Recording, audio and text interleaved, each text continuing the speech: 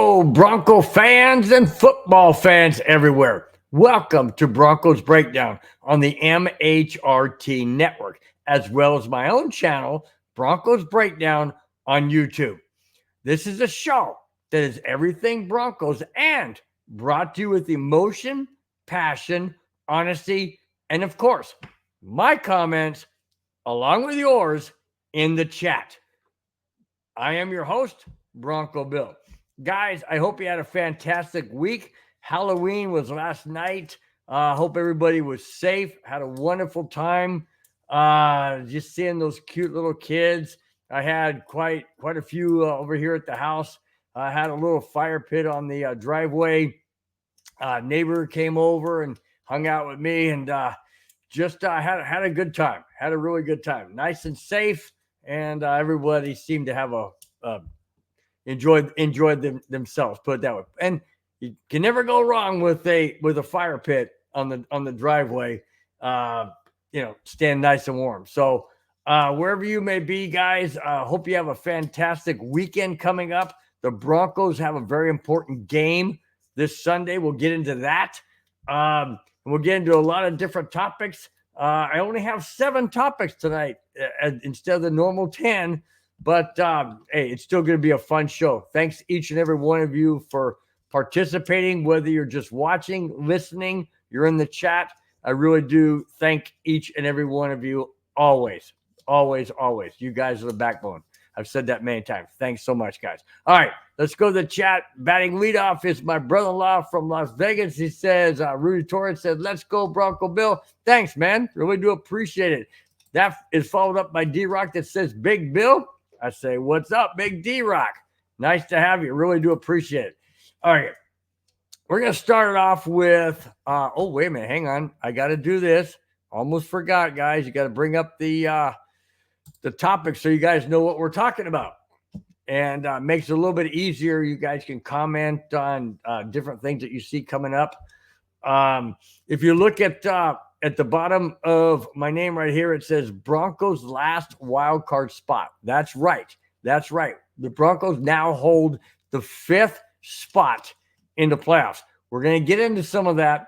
This game coming up this Sunday is beyond important. Beyond important. And I'll get into that as we go along. All right, here we go. Very first topic is this. Broncos Panthers game recap. All right. Now, Broncos trailed in this game early, 7-0. In fact, Panthers went right straight down the field on this very, very good, if not great, Broncos defense. Right down the field. But that's the only time they scored until the 4th quarter when it was mop-up time. Now, the final score in this game was Denver 28, Carolina 14. But there were some incidents within that game that I'm going to get into. It's the third topic. It's right there. And we'll get into that as to what the issues were. But I'll tell you what, Bo Nix is the real deal, guys. Bo Nix is the real deal. And ever since Sean Payton took off the training wheels of Bo Nix has been like the Bo Nix that we drafted him for, to be that guy. Do you realize Bo Nix has already eclipsed John Elway numbers? Oh, yeah. We're going to get into that too. He's eclipsed a lot of John Elway's accolades and his records and his wins or whatever as a rookie. Bo Nix is past that. Bo Nix, and I was skeptical. And I know you guys know this. I was skeptical because we've never drafted a franchise quarterback that really turned out to be a franchise quarterback. Sure, we drafted people like Drew Lock, Brock Osweiler, Tim Tebow, who I love. Names like that never materialized. So when we drafted Bo Nix, I'm like, oh, God, here we go. Another high expectations that isn't going to come true. Okay, I admit I was wrong. So far, I'm wrong. And I'm glad to be wrong. I'm glad to be wrong because ever since we got John Elway in that trade from the Colts and we got Peyton Manning to come over again from the Colts because they let him go, the Broncos have never had a franchise quarterback lasting more. Well, Elway lasted 16 years. That was fantastic. Peyton Manning was 5. So, it's great to have this feeling. I'm still very cautious. We haven't played the Chiefs yet. We haven't played Baltimore yet. That's this Sunday. We still have the Cleveland Browns. We still have the Chargers. We still have the Raiders. We still have tough teams, guys. We do. So as much as I'm enjoying this, as much as I'm enjoying a 5-3 record, as much as I'm enjoying Bo Nix being Bo Nix and Sean Payton letting him be Bo Nix, I'm still a little cautious. I'm very cautious. I know this game that we beat the Panthers was 28-14, and the game before that when we beat the Saints. Yes, those are statement games, but the statement games begin this Sunday. They begin this Sunday, and I don't want to spoil anything. I'm not going to do any spoiler alerts or anything like that. I'm not going to do that, but we'll get into that as the show goes on and towards the end. If you look at the last, it's this way, Bill. Come on, get it right. It's right the other side, the very bottom one. That's my prediction of the Broncos Ravens, and then we have the Chiefs out there. But I'm getting way, way, way ahead of myself. All right, back to the Broncos Panthers recap. Fantastic game. Bo Nix was on fire, absolutely on fire. So were the receivers. They were running great routes. There was no turnover. Well, there was a turnover in the Broncos. That's how Carolina got the first touchdown. It was a fumble, and it was deep. It was not. I wouldn't say deep in Denver's territory. It was like the 38, 40-yard line, something like that. But Carolina went right down, scored a touchdown, and that was it until the fourth quarter. In the fourth quarter, the Broncos were already ahead 28-7. Carolina got a meaningless touchdown to make it look semi-good. If you want to look at 28-14 and being semi-good. But Denver was favored by 11, and they covered the spread. Absolutely covered the spread. And it was a game in which Bo Nix really shined. He really shined. And I'll get into that in just a little bit. But that's the recap of the Broncos Panthers game. Fantastic win. The Broncos moved to 5-3, and now the meat, the pre-meat starts rearing its ugly head. Yeah, we got Baltimore followed by Kansas City, both on the road, followed by Atlanta at Denver. So it doesn't get much easier, guys. I mean, and that's the NFL. It's not going to get easy. It's not supposed to get easy. They're the best of the best. So, you got to play who's on your schedule. You got to play who's on your schedule. And like I said, we'll get into that in just a bit. All right, back to the comment line. Let's see. Wait a minute. Something's going on here. Okay, here we go.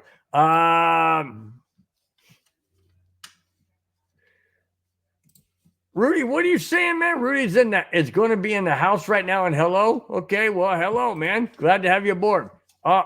As always.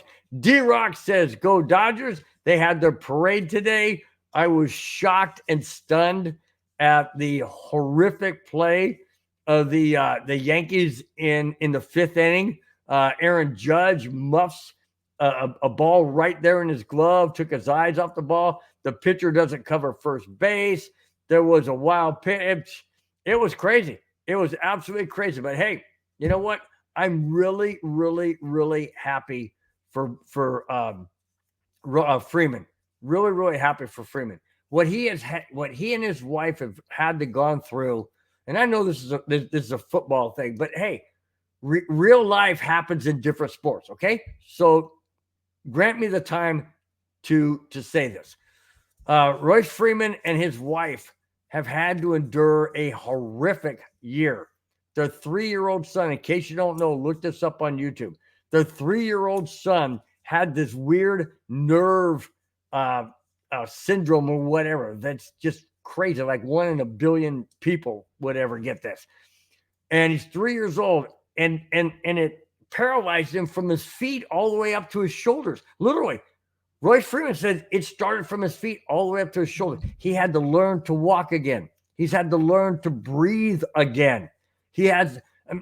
We don't learn to breathe. That's just natural. He has to, because his body just wouldn't do it.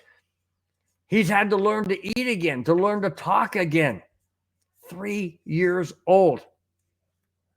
And Freeman has the ability to go onto the biggest stage in baseball history, well, baseball season for sure, and hit not 1 or 2 or 3, 4 home runs in 4 consecutive days.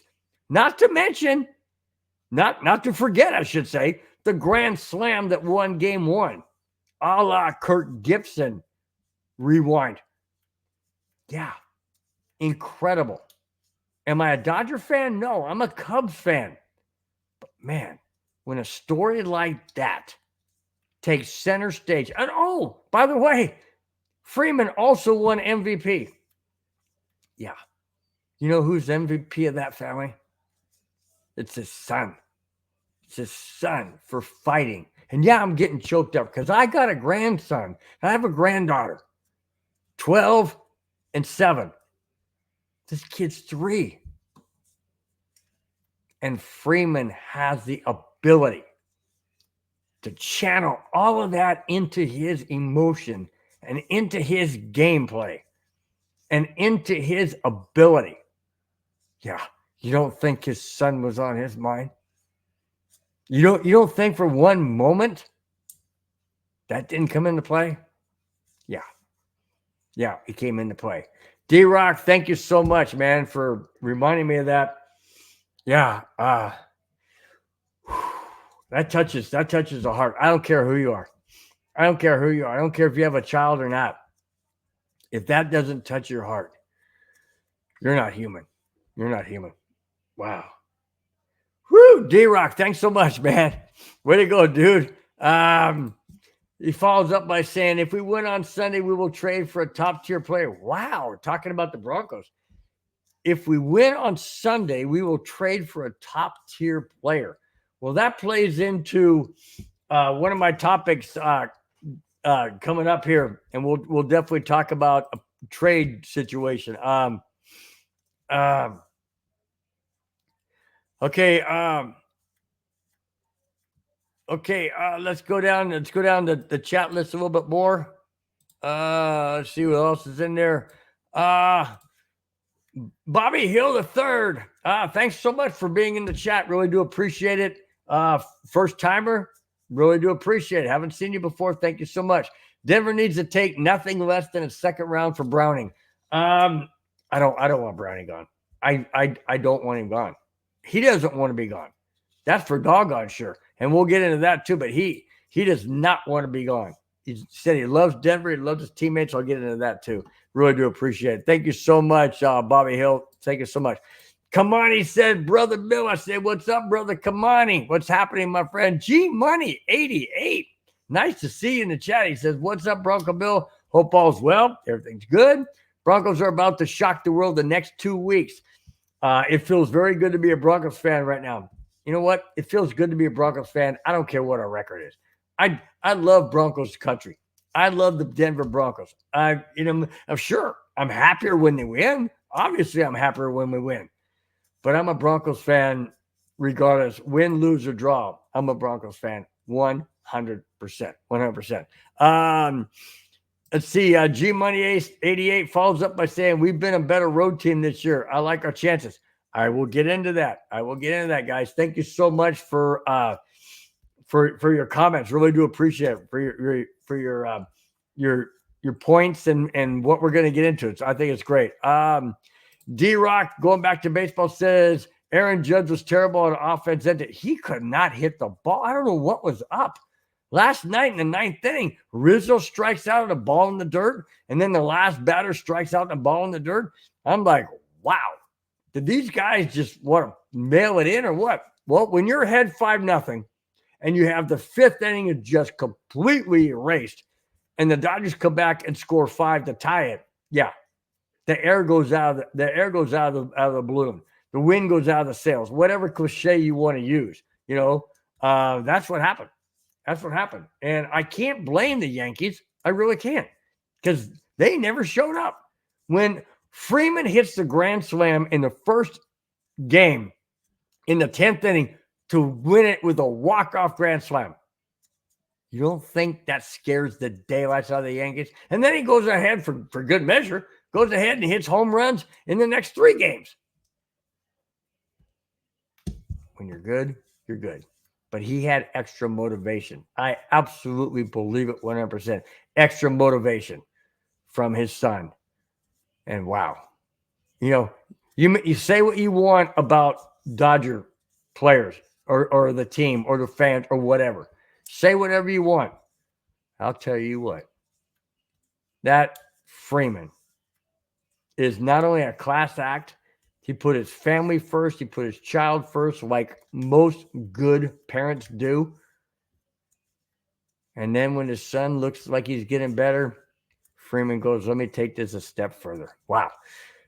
Yeah, it was amazing. Love to see it. Love to see great stories like that. Absolutely love to see great stories.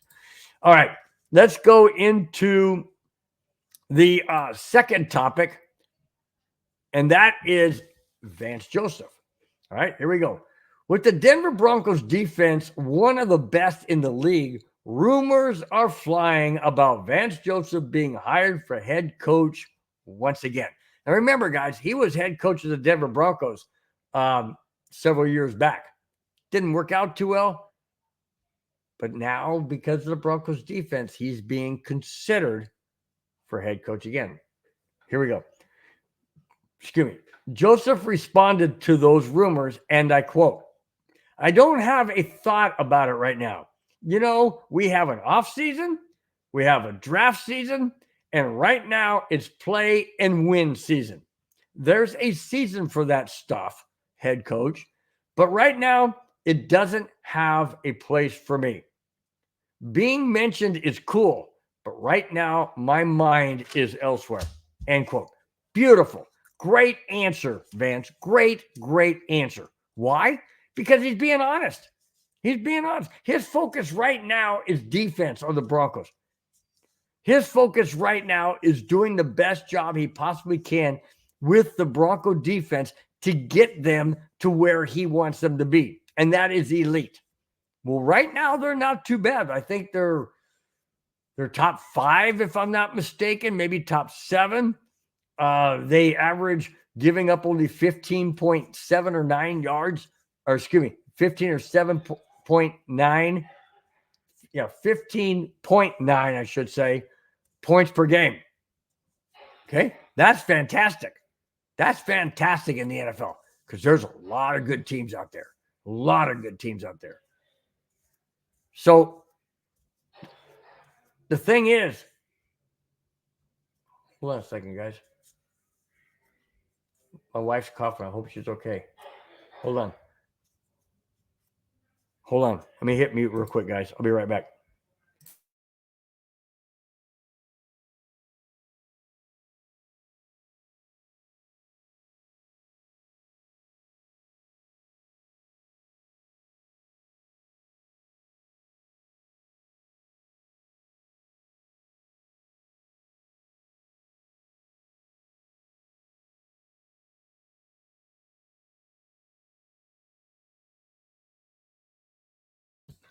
All right, guys. Sorry about that. My wife was choking, and I didn't know if she had swallowed something and she couldn't breathe. But it turns out she just swallowed her coffee down the wrong pipe. So, hey, this is live. This is live show. So things like that do happen. So, okay, guys. Sorry about that. Let me go back to the chat real quick. Oh, D-Rock said no. Thank you, brother. You're very, very welcome. Very, very welcome. G Money 88 says, God bless Freddie Freeman and his son. Amen. Absolutely. Amen. Kamani is a little bit heartbroken. Kamani says, let's talk Broncos. I'm still hurting over that World Series. I totally understand, Kamani. I totally understand. I get it. But, I mean, what can I say? What can I say? I just cannot explain that fifth inning. Cannot explain the fifth inning. Let's see. D-Rock says, when we shook. Okay. The world expects VJ to be gone next season. Wow. Our defense is so solid, so good right now. And yeah, I know he's going to be a hot commodity, be a head coach. I don't want to see that. I don't want to see it. I want him back. I really do. Now, I know you guys are saying, oh, wow, Bronco Bill did a 180. Yes, I did. I did not want Vance Joseph as our defensive coordinator. I mean, after last year, giving up 70 points to the Dolphins, seriously? But then I heard and read and found out that Vance Joseph was using half of his style defense and half of Vic Fangio's style defense. It doesn't work that way. You can't mix oil and vinegar. It doesn't work. You got to be all in. You got to have a mixture. I mean, you got to do it your way. And that's what Vance Joseph is doing now. Do I think Vance Joseph could be a great head coach? No, I don't. Just like Wade Phillips. Wade Phillips was a Bronco head coach for a while, and then he was also the Bills head coach. And he sucked. But he's a fantastic defensive coordinator. Just not even a good head coach. And Vance Joseph, I think, is in the same boat. He's not a good head coach. But if somebody wants to take a chance, hey, go for it. I just don't want him gone because this defense is really clicking. And this defense needs a leader like Vance Joseph because they're buying into his system. It's not a combined system of Vic Fangio and Vance Joseph. It's Vance Joseph's defense. This is what we're seeing this year, guys. We didn't see that last year because it was a combined one. But we're seeing it this year. And so is the rest of the league who's looking for head coaches at the end of the season. That's what scares me. All right. What? Come on, he says, Bill leaving, which I did. Check on my wife. Bill leaving is brought to you by Ding Dongs. Well, that's a good sponsor. It's a good sponsor. I'm not sure how I could work that in. No pun intended. No pun intended when I said work that in to being a sponsor. But hey, it's worth the shot. Worth the shot, right? Worth the shot. Kamani follows up, says, glad she's okay. Same here. I asked her if she's fine, if she could breathe, and she said yes. She just swallowed her coffee wrong and went down the wrong pipe, caused her throat to lock up. So, anyways, I'm glad she's fine. Obviously, I'm glad she's fine. All right. Let's see. Kamani follows up by saying VJ should stay. He's not a good head. No, he's not a good head coach. He's really not. Really not. Travis Johnson, thank you so much for being in the chat. Really do appreciate it. I haven't seen you before, so welcome. Thank you so much.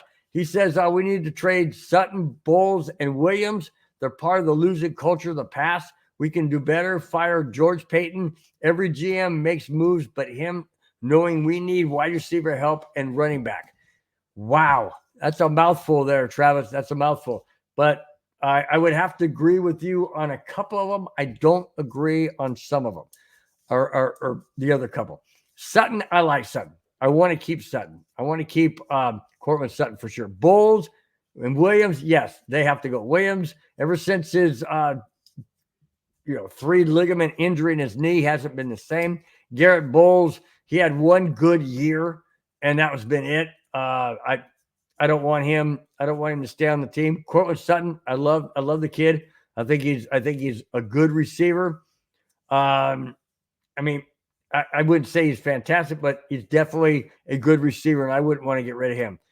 George Payton, he's made some kind of controversial moves. I will agree with that. However, who are you going to get in the spot? I mean, he's better than Elway was. Elway made some moves, some good moves, but he also made some bad ones. And so, I mean, it's a hit and miss in the draft. Sometimes it's a hit and miss with coaching. It's a hit and miss with the head coach. Do I fault George Payton for everything? No, I don't. But I do fault him for, several. But then again, when you're talking people like Russell Wilson, the ownership had to sign off on it. Now, was the ownership maybe blindsided and trusting George Payton way too much? Possibly so. But hey, when you buy when you buy a team for the first time and you've got both both feet into the water and sink or swim, hey, sometimes things happen. Sometimes you make bad decisions. Sometimes things just don't work out the way you want them to or way you hope to. Just the way it is sometimes. Just the way it is. But the only ones I'd want to get rid of are Bowles and Williams at this point in time. But thanks for your comment there, Travis. Really do appreciate it. Thank you so much. All right, let's go into the next topic. And this always bothers me. All right, this always bothers me.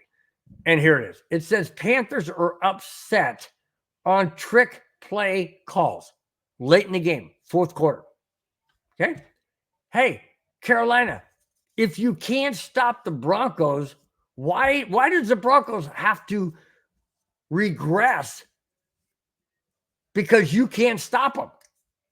All of a sudden, we're supposed to, okay, well, and what is it, the mercy rule like they have in softball games? That, high school softball games is a mercy rule? This is not high school. This is the NFL. You're getting paid millions of dollars to do a job. If you can't do that job, how's it the fault of the Broncos because they want to try certain plays that they may use down the road in later games this year? So why not try them on a team that isn't all that good, like Carolina? Why is it the Broncos' fault? The Panther players were irritated. Here we go. After the Carolina Panthers lost to the Broncos, several players from the Panthers were pissed that Sean Payton looked like he was, quote, trying to run up the score with two fourth quarter trick plays. Okay. There was a fake punt. The Broncos were on the Carolina 42 or 3 or something like that. They didn't want to punt. It's fourth down. They're like, yeah, what the heck? Do a fake punt. Why not? We may need that later in the year. We want to see how it works. They tried a fake punt. Didn't work. Carolina got pissed. Second trick play was a lateral, kind of a backwards pass, I should say, to a wide receiver. And he throws it like 40, 50, 60 yards down the field, and it's caught. That's Broncos' fault? Well, Carolina, aren't you trying to stop the play? Well, if you can't stop it, why should we not do it? Just because you can't stop it, does that mean I shouldn't do it? I shouldn't try? Oh, so if the score is 35-7, or in the Dolphins' case, when it was 70-30 or 70-20, Broncos couldn't stop Miami. Keep running up the score. Do what you got to do. If the Broncos can't stop the Dolphins, why should the Broncos have to, when they play Carolina, why should they have to not try? It's preposterous. It's stupid. It doesn't make any sense. Let me continue. In reality, Payton actually took the so-called foot off the play calling pedal. Nix was 21 of 27 for 220 yards in the first half. However, he was only 7 of 10 for 64 yards in the second half. Denver also ran the ball 19 times in the second half compared to only 13 times in the first half. So Denver basically scaled back the play calling, even though they threw in 2 trick plays in the fourth quarter. So Carolina's going to get pissed off at the 2 trick plays which only one of them worked, and not get upset about that? I mean, you can't have it both ways, Carolina. You can't. I just said that Bo Nix was 220 yards passing in the first half, but only 60 yards or 64 yards passing in the second half. So how can you say that the Broncos were trying to run up the score? Oh, because of the trick plays, of which you stopped? Okay, so why are you getting upset? You stopped the freaking plays. Why are you getting upset, Carolina? You make no sense. You're just pissed off because you've only won one game. That's what it is. Why don't we call a spade a spade? Why don't we be honest? Why don't we be honest? Say, hey, you know what? We're pissed off because we're 1-7. Not because Denver tried 2 trick plays late in the fourth quarter, of which didn't work. Or you rather focus on that, Carolina. You'd rather focus on that, huh? Instead of your own ineptness of being 1-7. Doesn't seem to make too much sense. Doesn't seem to make too much sense. Uh-oh. Oh, there it is. Okay. I was looking for the main topic. I didn't see it for a second. All right, let's go back to the comments before we get to the next topic. And that is let's see. Travis Johnson says Elway got 2 Super Bowls as GM and won 1. No, he won 2. He won back-to-back Super Bowl 32 and Super Bowl 33, and he won 1 as a GM Super Bowl 50. Okay, but you got it right. I mean, there's 2 and 1, but you got it flipped. So it's 2 Super Bowls as winning quarterback, 1 as a GM. All right, but Travis, thanks for chiming in. Really do appreciate it. It says anybody should have been crying. If anybody should have been crying, is Peyton or Sean Payton, 70 points versus 28 against the Dolphins. Yeah, I know. It was crazy. It was crazy. But you know what? It's only 1 loss. Everybody kept saying, man, you guys got drilled. I said, how many losses was that? How many losses did that equate to? Well, just 1 loss. Yeah, 1 loss. You win 21-20 or you lose 70-28. What's the big deal? You lost. 1. Not multiple. 1. That's all it was. Just 1 loss. All right. Let's see. D-Rock says, if you don't want us to run the score, which we didn't, then don't let us score. That was my point. D-Rock. That's what I was saying. If you can't stop us, why is it the Broncos' fault? If you can't stop us, are we supposed to just go lie down and go, okay, well, we're just going to take a kneel down, all 3 downs, and then we'll punt. Is that what Carolina wanted us to do? Of course they did. We embarrassed them in the Super Bowl 50. They still haven't gotten over that. Cam Newton never was the same after that game. And in my opinion, Carolina hasn't been the same since that game. That's how devastating of a Broncos defense that game was. Oh, yeah. Carolina's still pissed off. So I guarantee it. The players are not the same. Organization is. They're still pissed off. And they're going to say, oh, well, you should have lied down and, you shouldn't have tried those trick plays because you're trying to run up the score. We never scored again. It was 28-7 when that happened. 28-7. We didn't get 20. We didn't get 31. We didn't get 35. What are you crying about? Carolina, shut up. You guys are crybabies. You're 1-7. Shut up. Period. All right. There you go, Kamani. I didn't read what you said prior to saying what I said, but he echoes me. He said the Panthers are crybabies. When you are a sorry team, you look for sympathy. Bingo. Exactly right, Kamani. You nailed it. And that's what I was saying. They're just crybabies. They're 1-7. They suck. They have not been a good team since Denver had a beatdown in Super Bowl 50. They have not been the same. Absolutely have not. And they're going to cry because it looked like Denver was going to run up the score because they tried trick plays. That didn't work. Okay? Didn't work. Why are you crying? You know? Freaking put the pacifier back in your freaking mouth. Period. Okay? Whew. All right.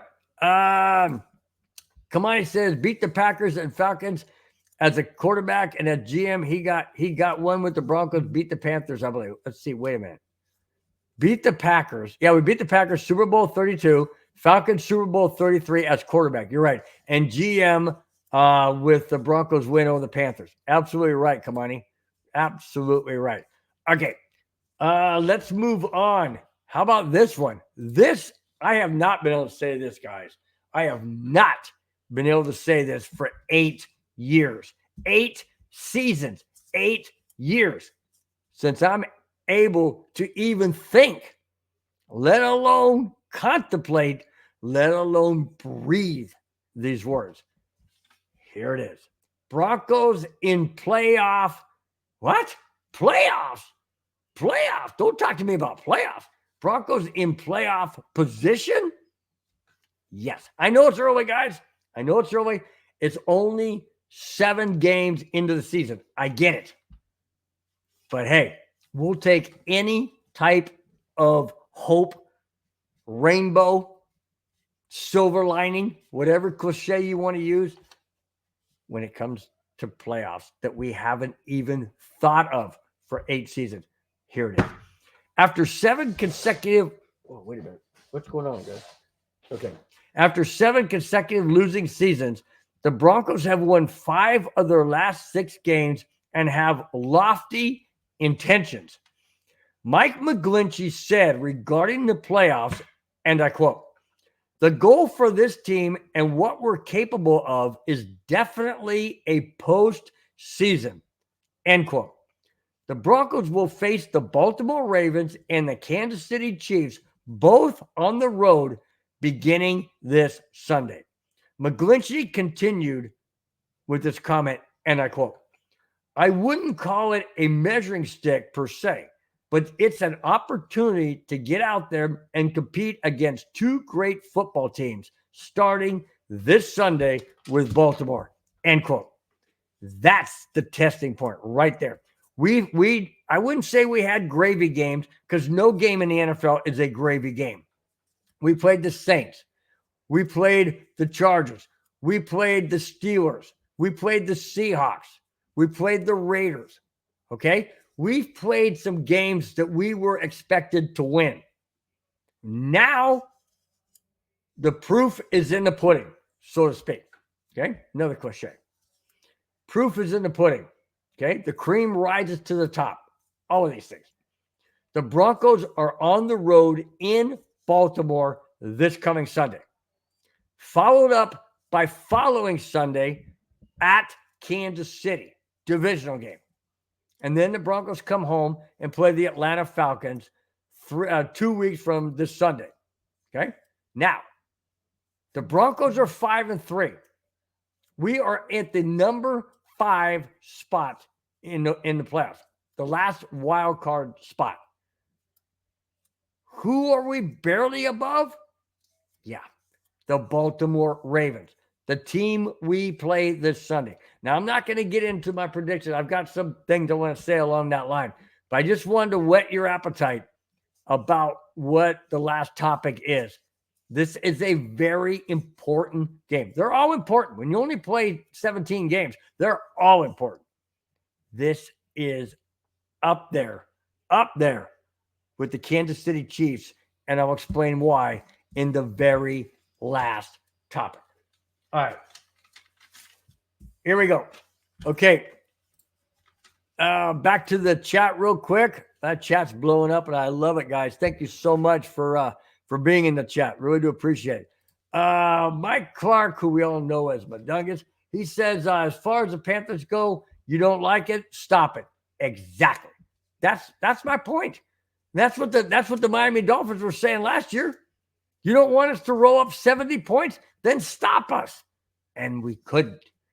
But the Panthers have to take their pacifier and their ball and their whiny little butt and their diapers on their backside and go back home to Carolina crying because it looked like Denver wanted to roll up the score. And we haven't forgotten Super Bowl 50, and it still hurts. I don't like it. Shut up. Shut up. You're 1-7. Good gosh, man.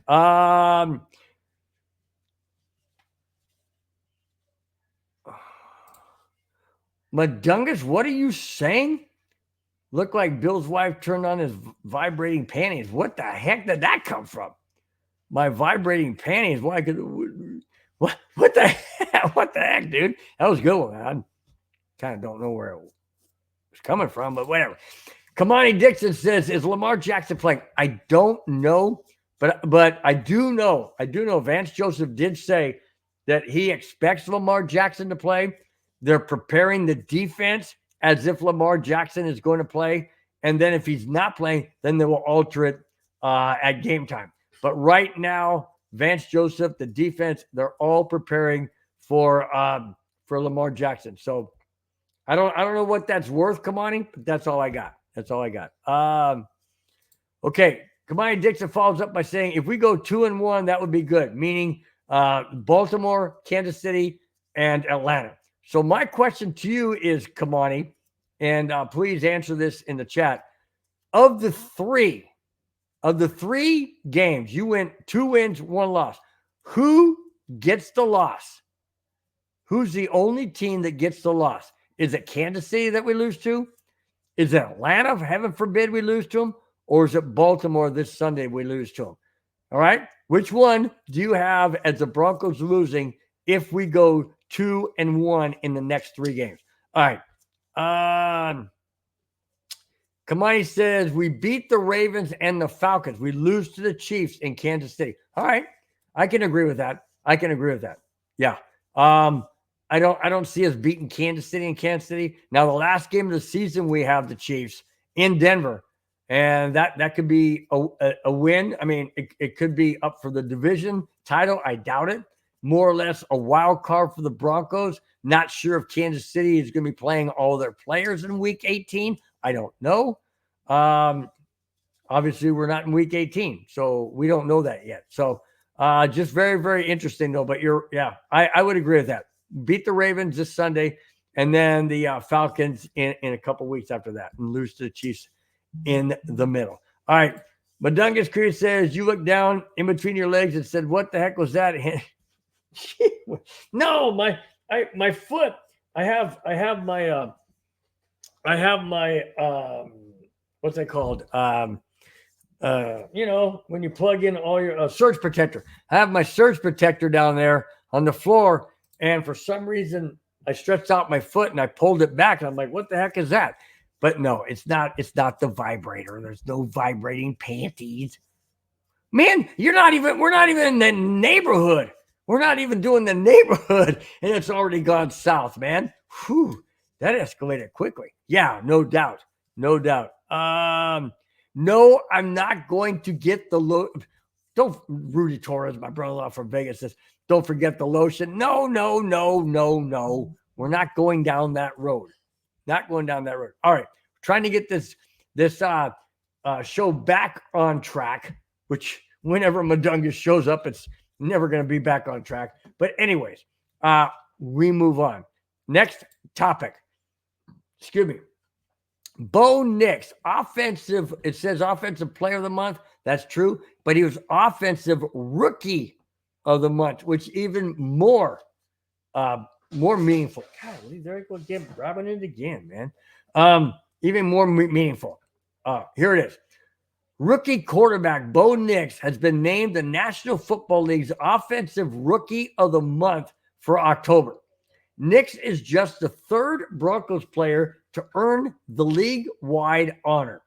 The other two are Mike Anderson, September and December of 2000, and Clinton Portis, October of 2002. Nix led all rookie quarterbacks in passing touchdowns with 7, passing TDs to interceptions ratio, 7 touchdowns to 1 interception, passing yards 870, and rushing TDs 2. He is also tied for the rookie quarterback lead in wins with 5. Also, in the Carolina game, Nix became the first quarterback in Broncos history. God, this guy just keeps setting records, man. And we're only in week 7 or week 8. This is crazy. Let me go back to what I just said. Also in the Carolina game, Nix became the first quarterback in Broncos history to throw 3 touchdowns and rush for another touchdown without throwing an interception. Yeah, that's Bo Nix. That's not John Elway. John Elway never did that. And John Elway was a fantastic quarterback for the Broncos. Took the Broncos to 5 Super Bowls and won 2 of them. That's fantastic. That's Hall of Fame stats. That's Hall of Fame accomplishments, of which he is in the Hall of Fame. And Bo Nix is destroying his records left and right, and even setting records that John Elway never accomplished. Now, am I saying that Bo Nix is better than John Elway? I can't say that. I can't say that over 16 years. I don't know. Heaven forbid a catastrophic injury ends his career like it did Terrell Davis. But what I can say is what Bo Nix is doing now, and I know it's a completely different NFL. It's more of a wide open NFL. But the Broncos are still running the ball, just like they did with Terrell Davis. Maybe not as frequently. Terrell Davis rushed for over 200 yards in a season. I don't see the Broncos doing that anytime soon. But I'm telling you, what Bo Nix is doing is legendary. And it's only 8 games in a season, but it's legendary. He's accomplishing things that this Broncos organization has never seen. Wow. Is the ceiling? I mean, is the sky the limit for this guy? Absolutely it is. But it's up to him and the coaching staff and the team and the ownership and the GM. It's up to everybody. It's up to the fans to support. I've mentioned that many times, how much I can't stand Bronco fans not showing up and support. I don't care what the Broncos record is. You show up and support. No 2 ways about it. They need you more when they're down than when they're up. But we need support constantly. It takes all of us. And Bo Nix feeds off of the fans. The team feeds off of the fans. The coaching staff feeds off of the fans to some degree. They get into it. And Bo Nix is doing things that Broncos country has never seen from a quarterback. I mean, we've seen some greatness from John Elway. Don't get me wrong. I saw some fantastic things from Tim Tebow, and Brock Osweiler when Peyton Manning was injured. That propelled us into Super Bowl 50, in the playoffs in Super Bowl 50. Absolutely. Bo Nix, wow. 8 games into the season, and this kid is just lighting it up, man. Just absolutely lighting it up. All right, let's get back to the comments real quick before we move on. Madungus, no, not Jergens lotion. I'm not using. What you guys have, man? You guys twisted the show, man. You've twisted the show. Hi. No, Rudy, no panties. None. I don't wear them. I don't wear Depends. Holy Toledo, man. Ladre Grant, thanks so much for being in the chat. First timer, haven't seen you before. Thank you so much for taking the time to be here. Really do appreciate it. He says, can't wait to see Bo go toe-to-toe with Lamar. All right, Ladre, let me ask you this question. In this game, Lamar Jackson going against the Bronco defense and Bo Nix going against the Baltimore Ravens defense, who do you give the edge to? Now, we know Lamar Jackson can run lights out. I mean, the guy's quick. He's quick. He's elusive. He's accurate on passing. Bo Nix can pass on the run. Bo Nix has legs. I just don't think he's as quick as Lamar Jackson. Who, in your opinion, Ladre, has the advantage? And Baltimore's at home. I give them that. Obviously, they're at home. They got their fans. Who do you give the edge to?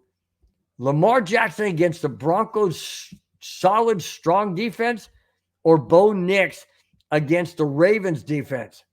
Which one do you give the edge to? Really like to get your opinion. What you think on that? Really do appreciate it. All right, let's get back to the next to the last topic, and that is Baron Browning and a possible trade involving him. How does he think about it? Here it is. Let me go back out of the comment. All right. Here we go. Let me get into that topic. Here it is. Sitting at 5-3 Denver Bronco record, a few Broncos players have been mentioned as targets for other teams. Among those is Baron Browning. Please, no. Browning was asked about the possible trade. He said this, and I quote, "I really don't stress myself with stuff I can't control. Worrying about that won't do me no good. I love it here in Denver. I love my teammates. This is where I was drafted, and I hate moving," end quote. Browning also noted that no extension talks have taken place between Denver and his agent. That is not good. That is not good. Why Baron Browning is being shopped? I also read that that letting him go does not really do a significant increase in the cap space. It doesn't do a whole lot. There's not that much money that the Broncos would save. They would save more with Courtland Sutton. I don't want Courtland Sutton gone either. Why would I want a wide receiver gone? No way, shape, or form do I want that. None whatsoever. But do I want Baron Browning gone? No, absolutely not. I don't want any Bronco players gone that we currently have. And I didn't want some players gone that are gone. I didn't want Josie Jewell gone. I didn't want Justin Simmons gone. I didn't want Jerry Jeudy gone. I didn't want those. I didn't want Cushenberry. I didn't want any of them. But like Baron Browning said, why worry over things you can't control? As a fan, I can't control those things. There's nothing I can do. I can just sit back and hope for the best. There's nothing I can physically possibly do. Do I want Baron Browning gone? No. I mentioned that already. I don't. But it's out of my hands. It's out of his hands. And like you said, there are no extension talks between the Broncos and his agent. Now, maybe that's due to the season going on and they don't want to do it during the season. Maybe they'll do it in their bye week, which is like way down, like number 13 or 14 week. Maybe they'll do it then. Maybe he won't even be on the team at that point in time because he's been traded. That I would not want. That I would not appreciate. But again, I have zero control, just like everybody else. All right, back to the comments. Keith O'Donnell, how you doing, my friend? Glad to see you in the chat. Says, I doubt the Broncos will get a 6th or 7th for Browning. No trade. I don't want him traded either. And you know, if you're going to trade him for a 6 or 7, that's preposterous. You should never make that deal. That would be a horrible deal for the Broncos. Absolutely a horrible, horrible deal. I don't see it. I don't want it. He doesn't want to go anywhere. He said he loves it in Denver, loves the teammates, doesn't want to go anywhere. Like you said, he has no control. He has zero control. All right. We are going to go to the very last topic. Thanks each and every one of you for sticking around for just right around 55 minutes of the show, a little bit shorter than normal. That's not due to anything else, but just the topics. Just didn't have a whole lot of topics and things. So thanks again, guys, for sticking around, listening to this crazy 66-year-old guy talk about football and other sports and that kind of thing. Really do appreciate it, whether you're watching, you're listening, or you're in the chat. Really do appreciate it. All right, here is the last topic for the very first day of November. By the way, guys, before I forget, don't forget this coming Sunday, 2 a.m. I do it on Saturday, like around 8 o'clock at night. But whenever you do it, make sure you turn your clocks back. We are falling back 1 hour this Sunday. It is going to revert back to standard time. You're gaining an hour of sleep unless you're like me and you look at the clock and it's 10 o'clock. Yeah, I still got another hour. So most of the time I don't get that extra hour of sleep. But regardless, don't forget to turn your clocks back, because if you don't, you're going to be early by an hour wherever you're going. Okay? So wherever you're going to church, going to store, going to family, wherever, you're going to be an hour early if you forget to turn your clock back. Okay? Turn your clock back. That means we got 25 hours to wait for the Bronco game from Saturday 10 a.m. to Sunday 10 a.m. We have 25 hours because we fall back that hour, which makes us wait 1 hour longer to watch the Bronco game. All right. I just wanted to throw that out there, guys. You're aware. Most of you probably are. Just a little reminder, not getting on a high horse or anything. Just a little reminder to let you know we fall back 1 hour this Sunday. All right. Let's get into the last topic. The Broncos at the Baltimore Ravens. It's an early game. It's a 10 o'clock game, West Coast time. That means it's going to be coffee with the Broncos on the Broncos neighborhood at 10 a.m. Pacific time. And this is a very important game. Very important game. And here's the reason why. This is a 2-game swing.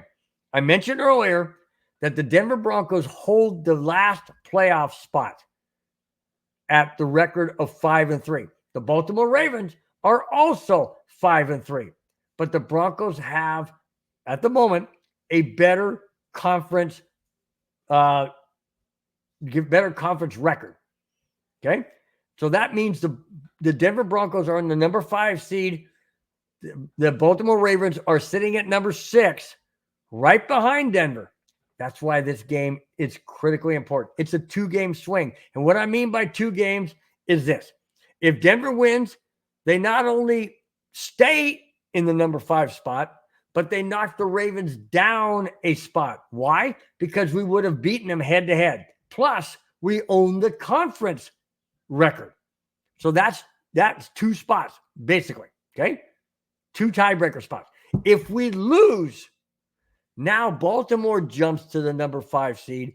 Denver's falls to 6 or 7 because we would have lost to Baltimore head-to-head, and the conference would go to the Ravens. Even though it'd be equal in the conference, no, we wouldn't be, because we would have lost to the Ravens at this conference. They would have beaten us. So it's a 2-game swing, guys. I'm telling you, this is not a 1-game swing. This is not, well, hey, we lost to an AFC opponent, but they're not in a division. So it's not a 2-game swing. Yes, it is, because we're talking playoffs now. We're not talking division. That's a whole nother parameter, whole nother issue. We're talking conference. When it comes down to playoffs, it goes conference. Unless you win your division, it goes division or conference. In this instance, it goes conference. We cannot afford to lose to Baltimore this Sunday. Is it going to be easy? No. Denver, something has to give. Something has to give. Baltimore is averaging 31 points a game. Denver's defense is averaging only giving up 17 points a game. Something's going to give. Something has to give. Is Baltimore going to be held under 31? Is Denver going to give up more than 17? I think so. I think both of those come into play. And here's what I'm thinking. All right. First off, we have Baltimore this week. Denver cannot look past Baltimore. There's no way we can look past Baltimore. All right. This is a 2-game swing, like I mentioned a little bit earlier. Then we play Kansas City on the road as well the following week. These are 2 must wins. These are 2 hard games. We cannot afford to lose to Baltimore because now we're on the way outside looking in for the playoffs because they will hold the tiebreaker all across the board. If Denver beats Baltimore, we hold the tiebreaker across the board. We would have beaten them, like I said earlier, we would have beaten them head-to-head, and we would own the conference. Okay? So it's a must win this Sunday. No 2 ways about it. Now, what do I think is going to happen? Like I said, Baltimore's averaging 31 points a game. Denver's defense is averaging only giving up 17 points a game. Something's going to give. Both of them, in my opinion, are going to give. Okay? Right? Final score, I have it this way. Baltimore 21, Denver 20. Okay? Baltimore's going to get 21, 10 points less than they normally average, but Denver's going to give up 3 or 4 more points than they normally give up on defense. Baltimore 21, Denver 20. I hope I'm wrong. I hope I'm wrong. I just don't see it. Baltimore's at home. It's an early game for Denver. 10 o'clock or 11 o'clock mountain time in their bodies. 10 o'clock on the West Coast. Baltimore's fans are going to be crazy, rabid like they always are. Sorry, guys. I don't see Denver win this game. I hope I'm wrong. I hope I'm wrong. I just don't feel it. Just don't feel that the Broncos can pull this one off. Yep. What more can I say? What more can I say? I really do hope I'm wrong.